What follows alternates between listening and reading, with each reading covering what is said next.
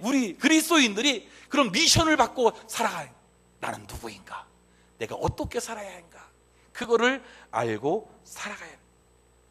그렇게 될 때에 인생의 반전이 오는 거예요. 새롭게 되어지는 거예요. 여러분들도 이런 새로운 경험이 있기를 주님의 이름으로 축원합니다. 한번 멕시코에서 한번 그렇게 해봐요. 이 땅, 하나님 미국이나 보내주지 왜 멕시코로 보내줬어? 아유, 여기 이제 겁나서 죽겠어. 그렇게 생각하지 마세요. 야, 여기 하나님이 보내주셨다. 분명히 내가 해야 할 일이 있다. 나는 하나님의 사람이야. 이 믿음으로 사시기를 주님의 이름으로 축원합니다. 또한 뭐냐? 둘째로 소명의식은요, 인생을 바꾸는 거절하는 능력이 생겨요. 그러니까 인생의 반전이 저절로 온다는 게 아니에요. 인생의 반전이 저절로 오겠어요? 거절할 건 거절해야 되는 거예요. 물론 우리는 하나님 앞에서 하나님 말씀에 예스민이 돼야 돼. 야, 너 이거 해. 이러면 예스, 오케이, 내가 하겠습니다. 예스 해야 돼요, 하나님 앞에. 그러나 그리스도인으로서 마땅히 하지 말아야 할 것은 예스 이러면 안 되지. 예스 하면 하지 말아야 할 것은 내가 노래 거절하는 능력이 있어야 된다는 거예요. 바로 모세가 그랬단 말이에요. 히브리서 11장 24절 말씀해 보니까 그렇게 말씀하고 있습니다. 믿음으로 모세는 장성하여 바로의 공주의 아들이라 칭함을 받기를 거절하고, 공주의 아들이라 칭함을 받기를 거절하고, 이건 뭐예요? 왕자 되는 것을 거부하고. 세상에 그런 사람이 어디 있어? 왕자 되는데 나중에 왕이 될 건데 그것을 거부해? 여러분 그럴 수 있겠어요? 안 되죠. 부귀영화가 뒤에 책임져 있는데 누가 그것을 거부하겠어요? 그러나 내 자리가 아니다라고 생각했을 때 거절할 수 있는 것, 노라고 말할 수 있는 것, 인생에요 새로운 역전이 일어나는 거예요. 유대 역사가 요세푸스의 고대사에 의하면 바로의 공주 이름이 델류디스라고 했다. 델류디스. 그녀는 바로의 무남동녀예요. 얼마나 그냥 귀하고 귀한 딸이야. 그런데 이 무남동녀인 이 델류디스에게도요 자식이 없었어. 그런데 물가에서 건진 이 모세가 자기 양자로 입족하지 않아요? 그러니까 이 모세라는 그 사람은 대단한 왕궁에서의 사람이 된 거예요. 거기다 모세는 여러 방면에 탁월하고 출중했다 그래요. 요세푸스에 의하면. 그래서 에티오피아 전쟁 때에는 이 이집트 군의 사령관으로 나아가서 혁혁한 공을 세운 것으로 알려져 있습니다. 이러한 모세는 장차 대애굽 제국의 왕위에 오를 수 있는 가장 유리한 위치에 있었어. 그래서 모세가 바로의 공주의 아들로 그대로 궁중에 머물러 있었다라면 얼마든지 부귀영화를 마음껏 누릴 수 있는 그런 자리에 있었다라는 것이에요. 그러나 그 자리가 자신이 있어서는 안 될 자리임을 알고 지체 없이 그 자리를 박차고 나와서 왕자가 될 것을 거절하고 노라고 말할 수 있었단 말이에요. 이게 보통 일인가요? 엄청난 일이야. 사랑해 여러분, 사람마다 부귀영화를 얼마나 좋아하고 또 그것을 얼마나 사모합니까? 그럼에도 불구하고 모세는 그것을 박차고 나올 수 있었다는 것이. 어떤 신학교 교수가 학생들에게 그런 말을 했어요.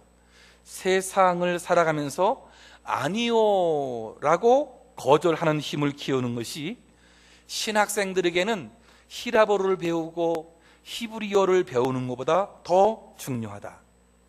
신학생이 되어서 신약 성경의 원전을 공부하는 것 굉장히 중요한데 그것을 도전해야 하겠지만은 근데 더 중요한 것이 있다. 그게 뭐냐 하니까 세상의 유혹을 물리칠 수 있을 만한 노라고 말하는 도덕적인 용기가 필요하다는 거예요.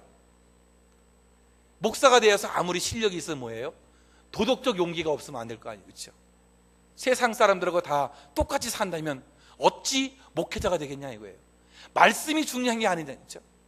얼마나 그 말씀을 순종하고 다니는가, 이게 더 중요하다는 거예요. 그래서 아니오라고 해야 할 때 아니오라고 하는 것이 도덕 생활의 기초가 된다는 것이에요. 제가 2002년도에 책 한 권을 어떻게 구입을 해가지고 보게 됐는데, 그 책 제목이 뭐냐 그러니까 바꿔볼 만한 인생이라는 책이에요. 바꿔볼 만한 인생이라는 책을 읽고 제가 많은 도전을 받았어요. 이 글을 쓴 사람이 알렉산드라 스터더더라는 이 여인인데, 그 사람이 그 책에서 이렇게 얘기해요. 인생을 바꾸는 한마디 말, 그것은 노. 노라는 말이 우리 인생을 바꾼다는 거예요. 또 노라는 한마디가 인생에 활력을 준다는 거예요. 이 그리스도인들은 적절하게 노라고 말할 수 있어야 된다. 인간의 삶의 가장 기본적인 말인데, 이 말은 자신이 할 수 있는 것과 할 수 없는 것, 적성에 맞는 것과 맞지 않는 것, 이것을 명확하게 구분하는 것이 된, 그리고 귀동 있고 또 충실한 인생의 요체가 된다는 거예요. 이 거부를 나타내는 말이기 때문에 좀 사람들을 좀 기분을 나쁘게 할 수도 있대요. 그래서 노라고 말할 때는 굉장한 지혜가 필요하다는 거예요. 무조건 노! 강하게 말하다가 사람들에게 좀 이렇게 따돌림도 당할 수도 있게 된다는 거예요. 그래서 지혜롭게 노를 말할 수 있어야 되는데, 이렇게 될 때에 이 세상에서 나를 흔들리지 않게 하고 내 생활을 지키고 인생의 길잡이 역할을 이 노라는 말이 할 수 있다는 거예요. 사랑하는 여러분, 적절히 노라고 하는, 해야 할 일들을 노라고 하는 것이 아니라 내가 가지 말아야 할 곳을, 난 친구들이 야 여기 가자 할 때 노, 나는 거기 가면 안 돼. 야 이거 하자 하는데 내가 그리스도인으로서 그거 하면 안 돼. 그러면 노, 내가 안 하는. 이런 사람이 인생의 반전을 가져온, 노라고 말하는 능력이 어디서 오느냐? 소명의식이에요. 나는 어떤 사람이야? 나는 무엇을 해야 돼? 나는 어떻게 해야 돼? 이것을 아는 소명의식을 가지고 있는 사람이 노라고 말할 수 있다는 거예요. 사랑하는 성도 여러분, 이 세상은 그렇게 쉽지 않을 겁니다. 쉽지 않아요. 그래서 우리는 대충 넘어가지 않아요? 그냥 좋은 게 좋은 거라고 넘어가요. 지금까지 그렇게 살아왔어요. 저도 어떻게 보면 그렇게 살아온 세월이 훨씬 더 많은 것 같아요. 좋은 게 좋은 거야. 친구들과 어울려서 가지 말아야 할 때 같이 어울려 가는 거예요. 그냥 노라고 못해. 왜? 친구가 싫어할까 봐. 무조건 예스 하면서 다니는 거예요. 소명의식이 없으면 그렇게 살아가는 것입니다. 모세에게는 모든 것이 있었어요. 그러나 이스라엘 사람들에게는요, 가진 게 없었어요. 노예들이었어요. 가난한 사람들 뿐이었어요. 권세 있는 사람이 권세 없는 사람하고, 또 돈을 가지고 있는 사람이 돈 없는 사람하고, 또 공부 많이 한 사람이 공부 안 한 사람하고 살아간다는 게 이게 보통 일이 아니에요. 근데 모세는 공부도 많이 했어요. 가진 것도 많았어요. 권세도 있었어요. 이 모든 것을 내려놓는다는 것, 거절할 수 있다는 것, 노라고 말할 수 있다는 것, 어떻게 가능하냐 이거예요. 소명의식이에요. 사랑하는 여러분, 이 멕시코에서 그리스의 거룩한 사람으로서 아름다운 은혜를 나타낼 수 있는 저와 여러분 되시기를 주님의 이름으로 축원합니다. 노라고 말할 때에 그때에는 노라고 말할 수 있어야 된다는 거예요. 세 번째 뭐냐? 소명의식을 갖게 되면 어떤 일도 처리하는 능력을 가지게 된다는 거예요. 소명의식을 가지면 뭔가 보너스가 생겨요. 여러분, 월급 이외에 받는 것을 뭐라 그러죠? 보너스다. 이 보너스. 여러분 인생이 보너스 인생 되시길 바랍니다. 소명의식을 가져야 해요. 모세를 보세요. 무슨 능력으로 그 막강한 이집트를 무너뜨릴 수 있었습니까? 모세가 광야에서 힘 있는 병사들을 모으고 훈련을 시켰어요. 무기를 만들었어요. 마차를 만들었어요. 바로가 어디서 이런 힘을 가져왔을까요? 그런 힘이 없었어요. 80세 노인이에요. 늙은이였어요. 그가 할 수 있는 것은 없었어요. 10살 된 애를 잡으려고 해도 못 잡아요. 왜? 힘이 딸려 할 수가 없어요. 근데 그에겐 보너스가 있었어요. 소명의식을 가지고 그 소명의 삶을 살려고 하니까 하나님이 그에게 보너스를 주었어요. 바로 모세에게 들린 작은 지팡이였습니다. 하나님은 모세가 양을 칠 때에 사용하던 작은 지팡이를 사용했습니다. 야, 지팡이를 던져봐라. 지팡이를 던졌더니 뱀이 되었어요. 그 뱀을 집어봐라. 그 뱀을 집었더니 지팡이가 되었어요.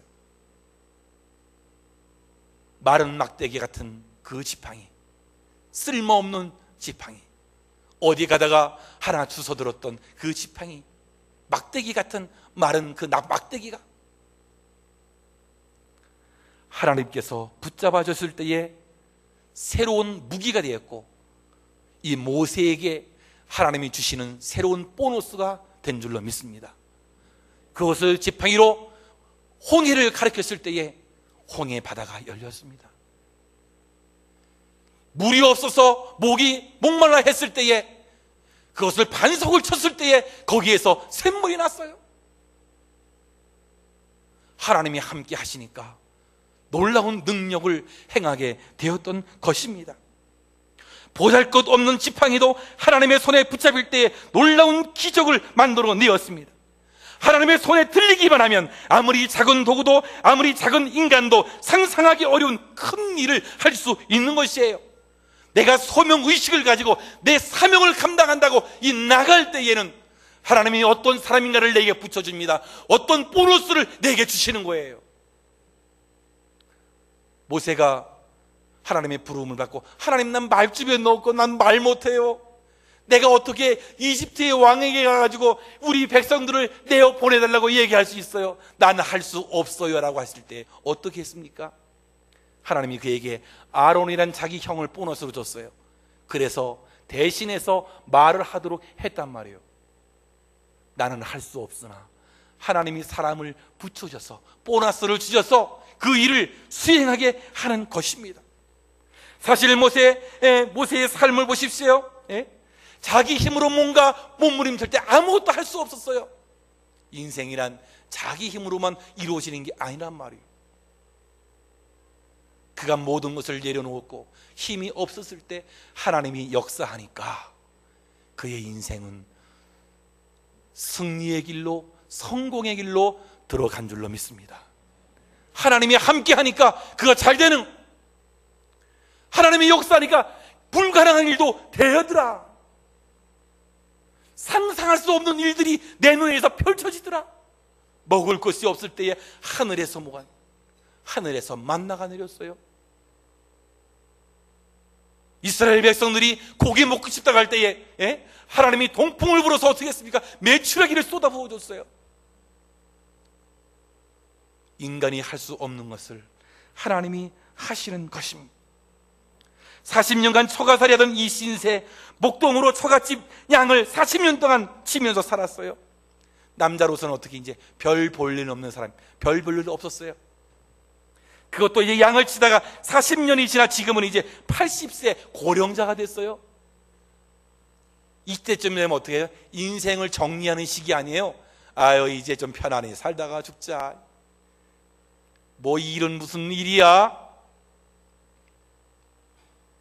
40년 목자 생활에 익숙해져 있는, 이제 불편도 없어요. 이제 누구를 원망할 것도 없어요. 그저 익숙한 일에 끌려다니면서 일만 하면 됐어요. 그러나 인생 80에 인생의 반전이 왔단 말이에요. 그게 어디서? 하나님의 소명을 받고 사명의식을 가지고 살아갔을 때에, 소명의식을 가지고 살아갔을 때에 그의 인생은 새롭게 펼쳐지게 된 것이라. 그 시점에 하나님은 모세를 부른 엄청난 이야기가 아닙니까? 나이 80, 실패한 사람, 도망한 사람, 좌절한 사람, 인생으로서 끝난 사람, 그러나 하나님께서 그를 세워주시고 그를 새롭게 하시고 새로운 인생을 겪게 하시